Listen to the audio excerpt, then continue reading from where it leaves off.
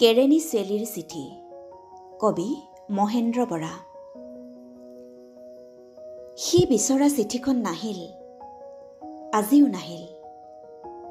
বাহিৰত পাতল বৰষুণ।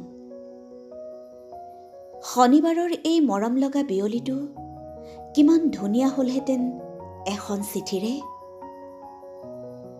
নীলাখামৰ চিঠিখন কম্পা হাতেৰে খুলিছিল। বুকুৰ ধপধপনিটো,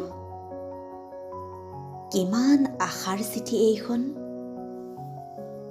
বৰুৱা, আপোনাৰ টকাকুৰিটা যদি এই মাহতে ইমান আমনি লগা, তিতা লাগি যায় আজিৰ আবেলিটো। কালিলৈ যে দেওবাৰ, পিয়নটো যদি কালিও আহিলহেঁতেন। ৰিমঝিম বৰষুণ নামে, মাজে মাজে ফোনৰ টিলিঙা বাজে। 4 ডাউন 9 আপ, তাৰ জীৱনৰ চিনাকি ছন্দ। ফোনৰ আন্তমূৰৰ পৰা যদি পাতল শব্দ কেইটামানকে উপঙি আহিলহেঁতেন, আৰু দুটামান টুকুৰা টুকুৰ হাঁহিৰ শেষ খলকনি। স্বপ্নৰ আমেজ ভাঙে ফোন আৰু গাড়ীৰ কৰ্কশ স্পন্দনে। চিঠি আহে, হালধীয়া খাম, 1000 টন তেলৰ হিচাপ। তথাপি নাহিল চিঠি, তাৰ আপোনজনৰ চিঠি। যোৱাকালিও নাহিল মুকুলৰ চিঠি সেইখন। সি চিঠি ভৰাবলৈকে পাহৰিলে, সুদা খামটো আহিল। ওপৰত তাৰ ৰাবীন্দ্ৰিক হাতৰ লেখা। এটা আখৰৰ গাত আনটো আখৰে ভেজা দি থকা। মন ভাল নলগা উদাসী মুহূৰ্তৰ চিঠি আছিল হয়তো। তাৰ সলনি যদি সি আশা কৰা ঠাইৰ চিঠিখনকে আহিলহেঁতেন।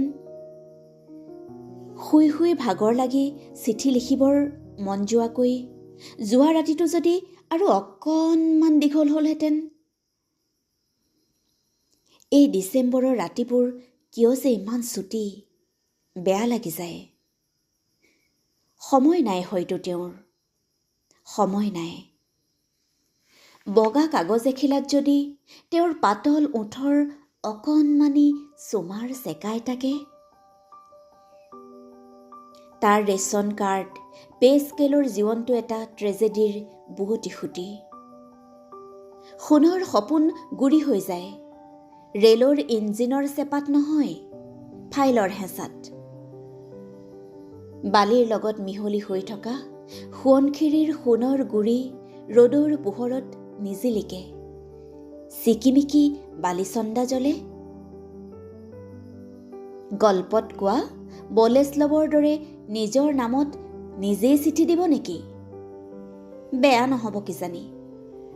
তাৰ শুই থকা চকুৰ পাহিত অলপ সপোন জাগে। সপোন দেখি দেখি তুমি শুই থাকা কেৰেণী কবি। এটা শতিকাৰ পাছত তোমাৰ কবৰৰ ওপৰত পিয়নে চিঠি থৈ যাব। চিঠি আহিবই। মৰমৰ চেলি, পাৰৰ উপকূল ছয়াময়া জানো আমাৰ। ধন্যবাদ।